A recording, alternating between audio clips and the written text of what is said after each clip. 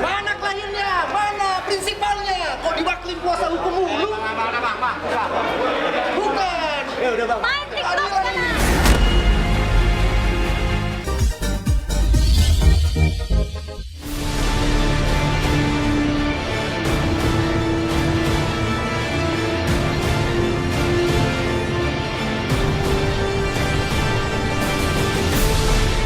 Pemirsa Silet RCTI, amarah Jessica Iskandar memuncak saat akhirnya bertemu dengan buronan tersangka dugaan penipuan dan penggelapan 11 mobil mewah senilai 9,8 miliar yang dialaminya. Diakui Jessica melihat tersangka di borgol setelah ditangkap di Bangkok, Thailand, membuka begitu banyak luka di hatinya.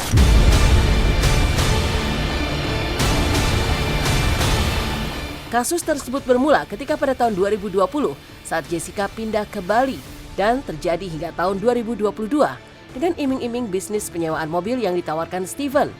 Namun semua harapan Jessica untuk memberikan yang terbaik bagi keluarga seketika sirna saat Steven ternyata melanggar semua janjinya, bahkan sampai kabur ke luar negeri. 1,5 tahun mengalami masa yang sangat berat. Jessica pun langsung meluapkan segala emosi di hatinya terhadap tersangka kemarin saat mereka akhirnya bertemu di bandara pasca Steven tertangkap. Mana uang saya? Balikin uang saya. Balikin uang saya. Mana uang saya? Balikin uang saya. Balikin uang saya. Balikin mobil-mobil saya, uang saya, balikin. Jangan kabur lagi kamu. Balikin mobil-mobil saya, uang saya, balikin. Jangan kabur lagi kamu.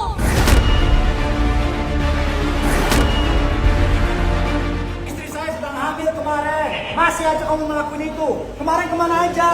Mana hatimu? Mana uang-uang saya? Mana mobil-mobil saya? Mana hatimu? Mana uang-uang saya? Mana mobil-mobil saya? Jantan macam apa kamu? Ini yang ambil uang saya. Ayo balikin uang saya. Udah pulang sini kamu balikin mobil-mobil saya. Uang saya balikin kamu. Kamu nggak sadar itu uang anak-anak saya. Itu uang yang saya kumpulin. Itu uang anak saya. Balikin kamu. Mobil-mobil saya kenapa kamu ambil? Balikin mobil dan uang saya. Itu uang buat anak-anak saya. Saya kerja dari pagi. Saya kerja dari pagi.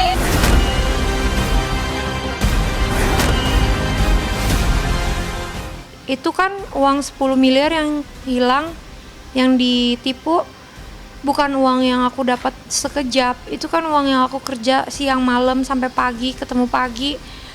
Dari aku umur 16 tahun, itu kan ibaratnya tabungan masa depan untuk aku dan anak-anak aku gitu. Dan sekarang aku harus terima kenyataan bahwa itu dibawa lari orang, ditipu, udah duitnya hilang, bebannya, beban pikiran, beban mental. Pastinya aku bersyukur doa-doa aku yang baik-baik itu didengar sama Tuhan. Pokoknya aku gimana ya, sebagai seorang ibu cuma punya harapan apa yang selama ini aku kerjakan itu bisa membuahkan hasil buat anak-anak gitu. Dan kalau tiba-tiba hasil yang aku kerjakan itu diembat orang lain, pasti kan rasanya sedih, nyesek, stres, marah, emosional, semuanya campur aduk gitu. Kehilangan uang hampir 10 miliar memang bukan persoalan ringan. Apalagi Jessica Iskandar mengaku uang itu dikumpulkan sejak ia memulai karir dari usia 16 tahun. Jadi bukan uang sedikit yang didapat dalam sekejap. Perjuangan Jessica dan suami tercinta untuk mencari keadilan pun tidak semudah membalikan telapak tangan. Demi menjalani proses hukum, keduanya bahkan rela bolak-balik Bali, Jakarta yang tentunya menguras tenaga, waktu, serta biaya. Ia bahkan dikabarkan sampai menjual rumah dan memutuskan untuk menetap kembali di kediaman lamanya di Jakarta. Ya aku juga bingung, pribadi aku tuh bingung juga gitu. Karena kasusnya memang ngambang, ngawang, gak ada kabar, gak jelas.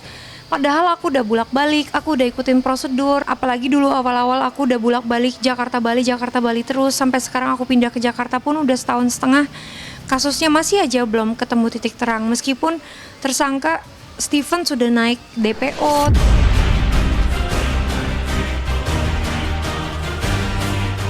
Menyadari uang penopang masa depan hilang, kondisi kebatinan Jedar menjadi ambyar. Ia merasakan beban mental yang sangat berat akibat uang tabungannya terancam tak kembali. Pada saat awal-awal menyadari menjadi korban penipuan, Jessica merasakan hidup seperti tertutup awan kelabu.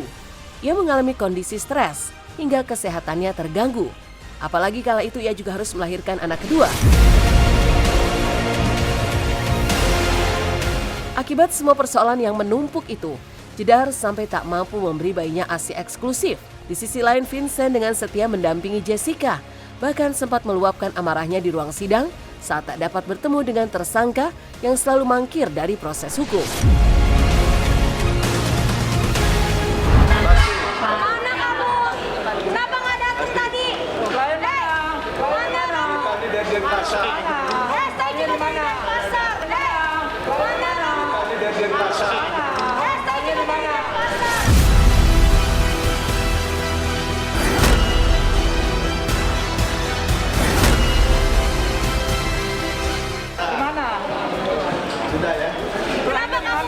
Banyak bicara itu, banyak bicara.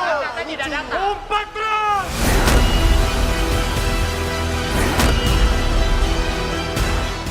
Ngumpet aja, bukan pengadilan, ini di luar pengadilan. Ini di luar pengadilan, bukan di pengadilan. Penakut kamu. Penakut kamu.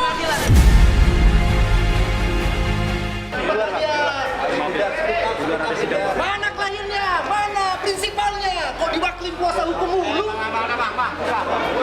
Bukan. Main TikTok sana. Iya, stres, mental jatuh sampai aku sakit-sakitan waktu itu.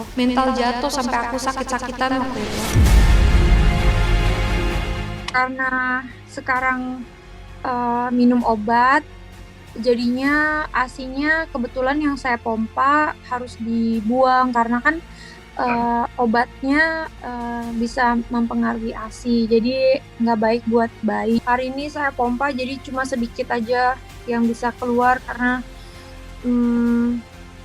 juga mungkin kesehatan berpengaruh ke hasil ASI-nya ya. Kenapa bisa tega gitu sama aku gitu? Aku lagi hamil saat itu loh, padahal abis itu juga aku taunya saat dia kabur itu pas aku baru aja melahirkan, masih di rumah sakit.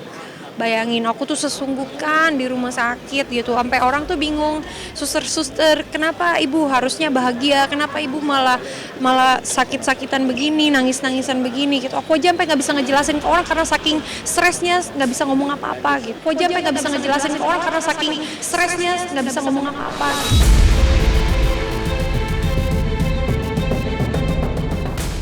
Sekian lama dan begitu beratnya perjuangan yang harus dilalui Jessica Iskandar tidak membuatnya berhenti untuk terus berusaha. Ia bahkan sempat mengirim surat terbuka di akun medsosnya kepada Presiden Joko Widodo hingga Kapolri, meminta perlindungan hukum serta keadilan baginya. Apalagi terduga pelaku yang bahkan sudah menjadi tersangka sampai lari ke luar negeri. Benar saja, tak lama setelah itu doa Jessica pun terjawab. Surat daftar pencarian orang atau DPO terhadap Steven akhirnya dikeluarkan. Dengan hormat, perkenalkan saya Yesiska Iskandar. Saya di sini sebagai korban sedang mencari keadilan. Bapak Kapolri, dengan segala kerendahan hati, saya memohon perlindungan hukum kepada Bapak. Apa yang Bapak lakukan nanti, saya percaya akan membantu korban-korban yang lain juga.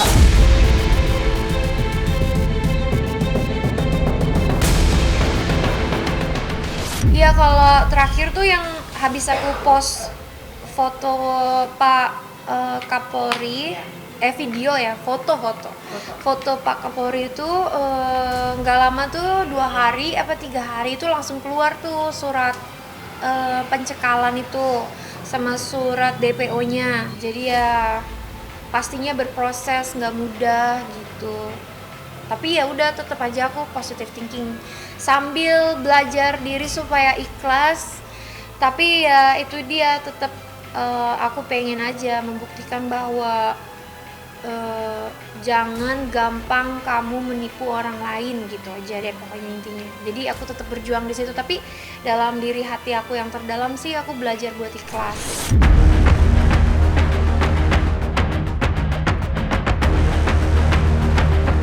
Kini setelah 1,5 tahun bergulir, Steven akhirnya berhasil diamankan dan ditangkap untuk melanjutkan proses hukum dan mempertanggungjawabkan perbuatannya. Di sisi lain, Jessica mengaku dirinya bersyukur karena keajaiban datang di saat dirinya sudah berada di titik ikhlas dan pasrah. Dirinya dan Vincent secara tegas mengatakan bahwa akan terus mengawal kasus tersebut hingga keadilan ditegakkan. Mereka juga mengaku masih membuka pintu untuk berdamai jika Steven berniat mengembalikan segala kerugian yang dialami. Lantas akankah Steven bertanggung jawab dan mengembalikan seluruh kerugian yang dialami oleh Jessica Iskandar? Nggak ada, saya udah di titik ikhlas. Ini prosesnya panjang, karena kalau saya mikirin masalah ini terus-terusan dari 1,5 tahun ini, saya bisa gila. Tapi saya berusaha move on gitu, saya berusaha dekatkan diri sama Tuhan gitu. Saya cuma pasrahkan sama Tuhan. Tuhan mau punya kehendak apa saya terima, saya jalanin gitu. Saya cuma manusia biasa yang saya juga nggak tahu umur setiap manusia tuh berapa lama. Saya cuma bisa berbuat baik, terus berdoa. Udah itu aja. Kita berdua sih kita ikutin prosedur hukumnya. Ini mungkin pertanyaan lebih tepat buat ke CSB, langkah dia tuh apa untuk bertanggung jawab dan mau damai itu, ya dia maunya gimana gitu sih sebenarnya. Tapi kalau dari kita sih kita akan terus kawal dan kita juga akan maksudnya kita juga masih open kok untuk berdamai sama dia. Jadi ya kita lihat aja nanti. Kawal aku akan terus kawal, aku minta tolong sama Pak Listio untuk memberikan aku perlindungan, karena aku rasa ini prosesnya juga nggak akan pendek dan ini pasti akan panjang, karena orang ini bisa kita lihat sendiri 1,5 tahun dia bisa lolos kabur, bisa lepas, bisa nggak datang BAP, bisa mangkir. Itu kan sekuat apa orang ini. Makanya aku cuma minta tolong lindungi aku sebagai korban. Aku cuma pengen keadilan, aku cuma pengen hak-hak aku itu bisa dipulihkan.